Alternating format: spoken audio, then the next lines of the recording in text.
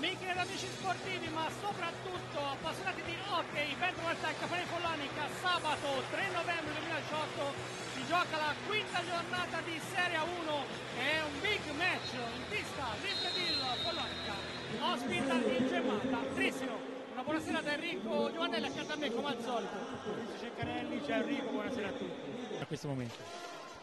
Sì, anche perché lo scorso anno il Follonica proprio qui al Capannino vinse per 3-2 e poi andò a vincere anche a Trissino 5-4. Intanto il palo e il gol del vantaggio ha realizzato il Trissino con Ferran Formagé, è uscita dietro porta, pallina che ha incolciato sul palo e si è insaccata, non c'è stata la chiusura. 6 minuti e 42 secondi, Formagé fa 1-0.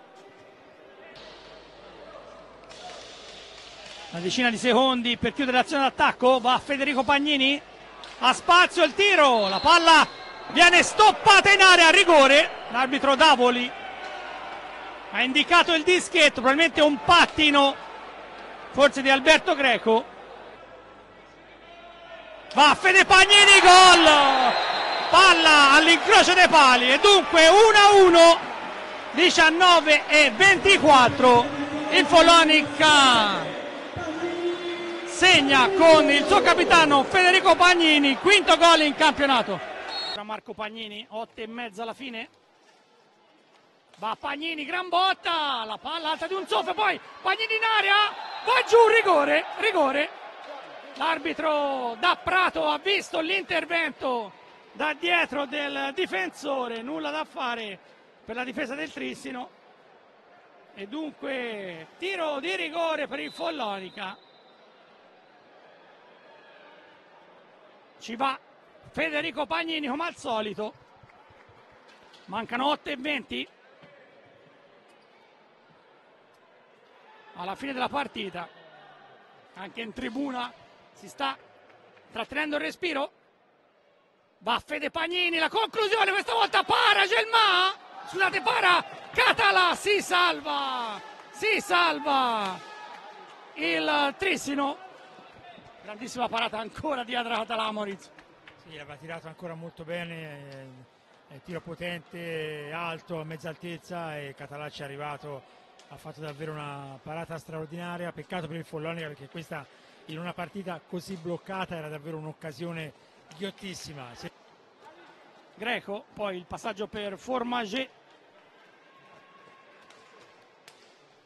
ancora Xavi Rubio, che però vuole far trascorrere il tempo, porta un po' a spasso la pallina, inseguito da Federico Pagnini, aspetta l'attimo propizio dietro porta, nessuno va a infastidirlo, poi c'è l'autogol, il Trissino è in vantaggio, il tocco decisivo di Marco Pagnini e dunque 2-1 per la formazione veneta. Maurizio, qui tanta sfortuna.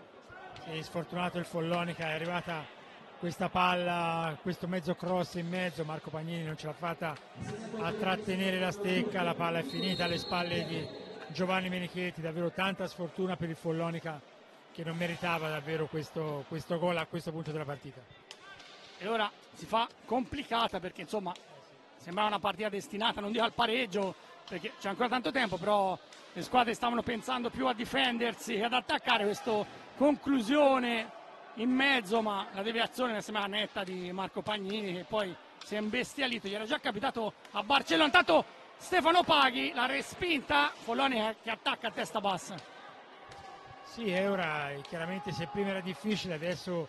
E c'è il gol di Gelmà, un gol meraviglioso di David Gelmà Paz, pochi secondi si ristabilisce la parità, 19-17. Gelmà fa 2-2, una cannonata che è andata a morire all'incrocio dei pali, gol numero 6 in campionato per David Gelmà. A cercare Gelmà,